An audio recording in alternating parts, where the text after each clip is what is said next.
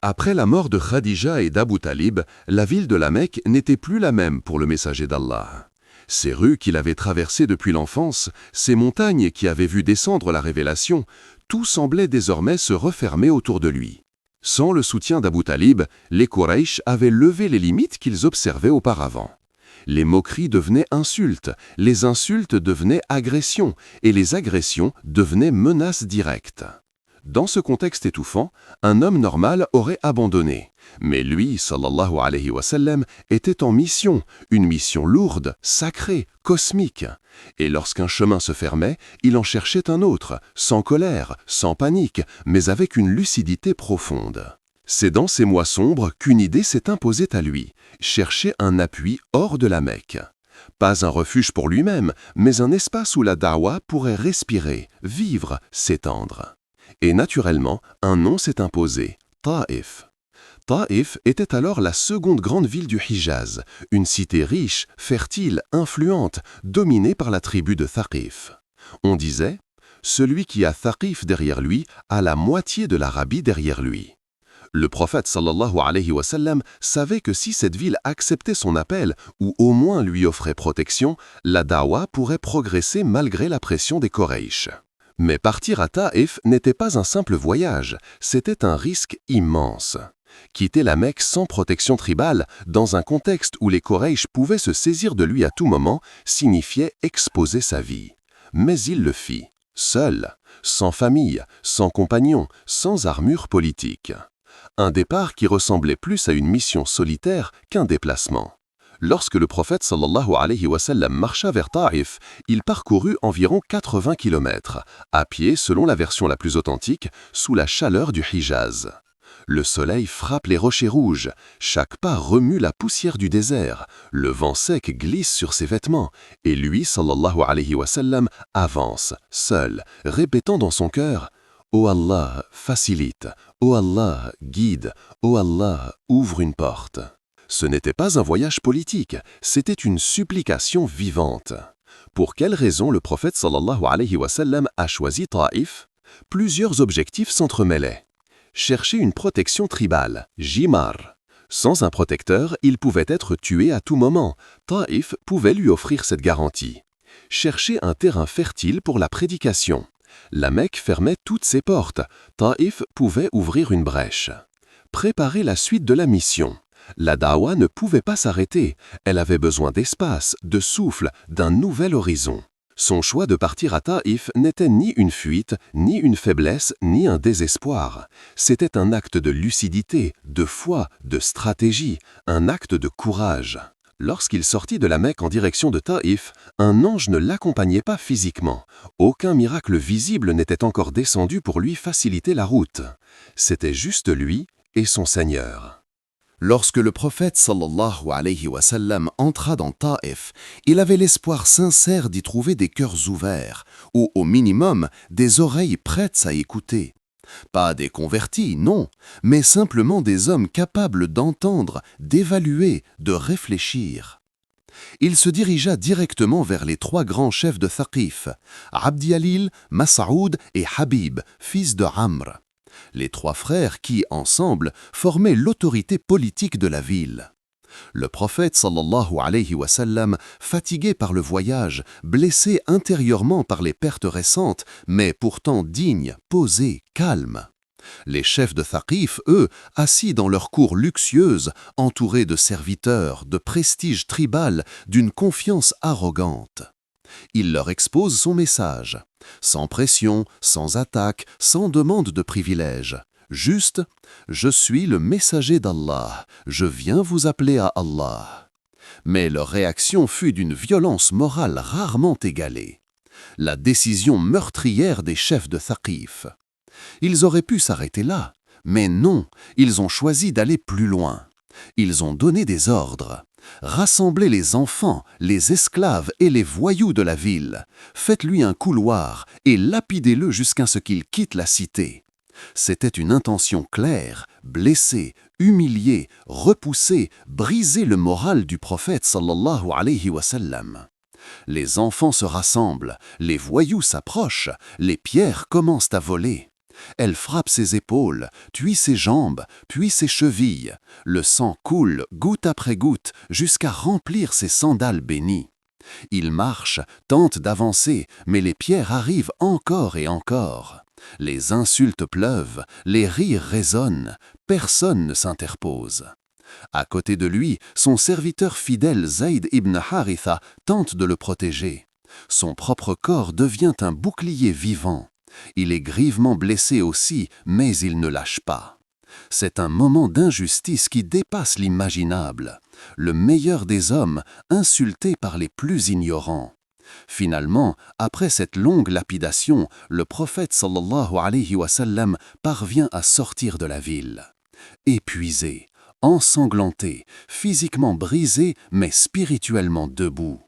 Il se réfugie dans un petit verger appartenant à Utba et Shayba, les deux fils de Rabi'a, des païens, mais qui ont la décence de lui offrir un coin d'ombre. Là, il s'assoit contre un mur, il lève ses mains vers le ciel et prononce l'une des doigts les plus émouvantes de toute la sira, une plainte douce, profonde, mais jamais une plainte contre Allah. Un appel à la miséricorde, pas à la revanche. اللهم إليك أشكو ضعف قوتي وقلة حيلتي وهواني على الناس يا أرحم الراحمين أنت رب المستضعفين وأنت ربي إلى من تكلني إلى بعيد يتجهمني أم إلى عدو ملكته أمري إن لم يكن بك غضب علي فلا أبالي غير أن عافيتك هي أوسع لي أعوذ بنور وجهك الذي أشرقت له الظلمات وصلح عليه أمر الدنيا والآخرة من أن يحل علي غضبك أو ينزل بي سخطك لك العتبى حتى ترضى ولا حول ولا قوة إلا بك. Ô Allah, c'est à toi que je me plains, de ma faiblesse, de mon manque de ressources et de l'humiliation que les gens m'ont infligée. Ô toi le très miséricordieux, tu es le Seigneur des faibles et tu es mon Seigneur. Vers qui me laisses-tu? Vers un étranger qui me reçoit avec hostilité? Ou vers un ennemi à qui tu as donné pouvoir sur moi? Tant que tu n'es pas en colère contre moi, je ne me soucie de rien. Mais ta protection est pour moi plus vaste encore. Je cherche refuge dans la lumière de ton visage, la lumière par laquelle les ténèbres se dissipent et grâce à laquelle les affaires de ce monde et de l'au-delà deviennent droites. Contre le fait que ta colère descende sur moi ou que ton indignation me touche. C'est à toi que revient l'excuse, jusqu'à ce que tu sois satisfait. Il n'y a de force ni de puissance qu'en toi. Ce doigt découle de la doueur, mais aussi de la certitude. Il dit « Tant que tu n'es pas en colère contre moi, je supporte tout. » C'est la parole d'un messager dont le cœur n'a jamais été aussi pur, aussi soumis, aussi aimant. C'est là que l'ange Jibril descend accompagné de l'ange des montagnes, offrant d'écraser Taïf entre les deux montagnes. Mais le prophète sallallahu alayhi wa sallam refuse. Il dit « Je souhaite qu'Allah fasse sortir de leurs descendants des gens qui l'adoreront lui seul. » Il est blessé physiquement, mais gigantesque dans sa miséricorde. Dans cette séquence bouleversante de la Sira, nous arrivons à l'un des moments les plus doux, les plus lumineux, au cœur d'un des épisodes les plus sombres de la vie du prophète sallallahu alayhi wa sallam. Imaginez le décor. Le prophète sallallahu alayhi wa sallam, épuisé, blessé, rejeté par les notables de Taïf et lapidé par leurs jeunes. Le sang coule de ses pieds bénis. Son cœur est lourd, mais sa mission reste droite, inébranlable. Et voilà qu'il se réfugie dans un jardin appartenant à Utba et Shayba, deux des grands ennemis de la Darwa. Malgré leur hostilité, ils ressentent une forme de malaise en voyant l'état du prophète sallallahu alayhi wa sallam. Il n'avait pas de compassion religieuse, mais il y avait une noblesse arabe, un honneur ancestral. On ne laisse pas un homme souffrir ainsi. C'est à ce moment précis qu'ils appellent leur jeune serviteur chrétien, un jeune homme originaire de Ninive en Irak, Addas. Ils lui disent « Prends ce plateau de raisins et va les lui offrir ». Addas s'avance. Il regarde cet homme assis sous un arbre, fatigué, mais le visage apaisé, lumineux. Il n'a jamais vu une telle aura. Il pose le plateau devant lui et le prophète sallallahu alayhi wa sallam lui dit « Bismillah ». Ce mot, ce simple mot, va changer une vie. Addas le regarde avec étonnement. « Ce n'est pas une expression que disent les gens de cette terre », répond-il.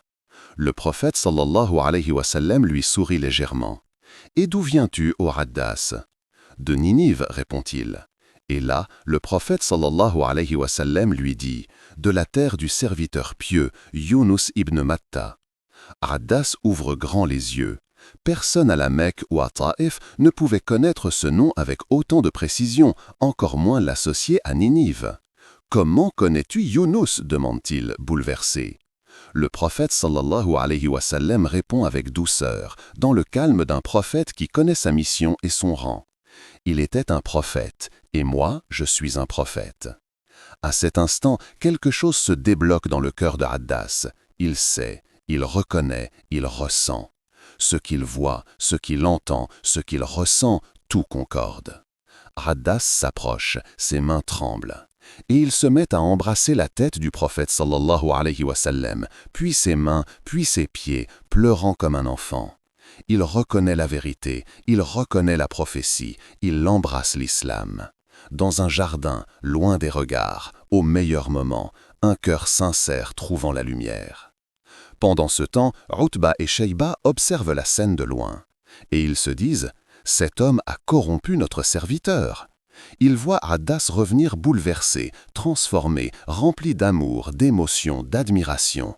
Et ils lui ordonnent « Malheur à toi, ne le laisse pas t'influencer, ta religion est meilleure que la sienne. » Mais dans le cœur de Addas, c'est déjà trop tard. La vérité a pris racine. La lumière ne se cachera plus.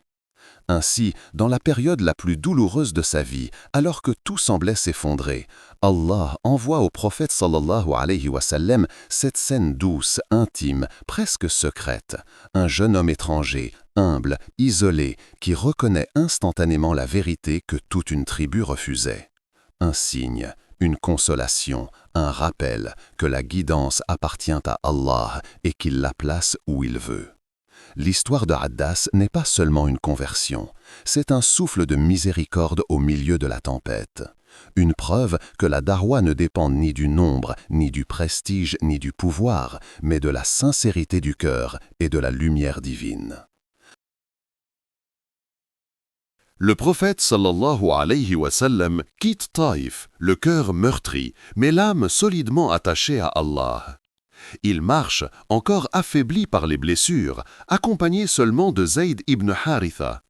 Le soleil décline, la route devient silencieuse. Pas un homme pour lui ouvrir sa porte. Mais le ciel, lui, n'a jamais été aussi proche. Ce moment marque l'un des épisodes les plus mystérieux, les plus spirituels et les plus bouleversants de la sira. La conversion d'un groupe de djinns témoin direct de la récitation du Coran. Alors qu'il avance entre Nakhla et la Mecque, le prophète sallallahu alayhi wa sallam s'arrête pour prier Fajr ou la prière de la nuit. Les récits varient, mais tous concordent sur un point. Il récite le Coran à voix haute, dans une atmosphère sombre et enveloppée. Imaginez la scène. L'obscurité du désert, le calme profond, le son de la récitation du prophète sallallahu alayhi wa sallam montant dans les cieux, une lumière dans la nuit. À ce moment précis, un groupe de djinns, certains disent 7, d'autres 9, passaient dans la région. Ils entendent cette voix, ils entendent ces versets, ils s'arrêtent net. Le Coran traverse leur être. Ils s'avancent, invisibles aux hommes, mais attentifs, bouleversés. Allah décrit cette scène directement dans le Coran. وَإِذْ صَرَفْنَا إِلَيْكَ نَفَرًا مِنَ الْجِنِّ يَسْتَمِعُونَ الْقُرْآنَ فَلَمَّا حَضَرُوهُ قَالُوا أَنصِتُوا فَلَمَّا قُضِيَ وَلَّوْا إِلَى قَوْمِهِمْ مُنذِرِينَ.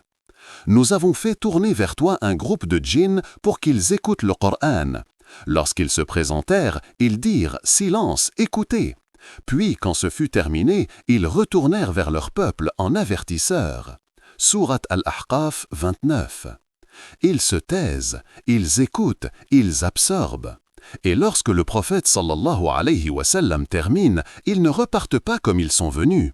Leurs cœurs ont changé. En retournant auprès de leur peuple, ils s'écrient قالوا يا قومنا إنا سمعنا كتابا أنزل من بعد موسى مصدقا لما بين يديه يهدي إلى الحق وإلى طريق مستقيم. Ô notre peuple, nous avons entendu un livre révélé après Moïse, confirmant ce qui était avant lui, guidant vers la vérité et vers un chemin droit. Sourate Al-Ahqaf 30.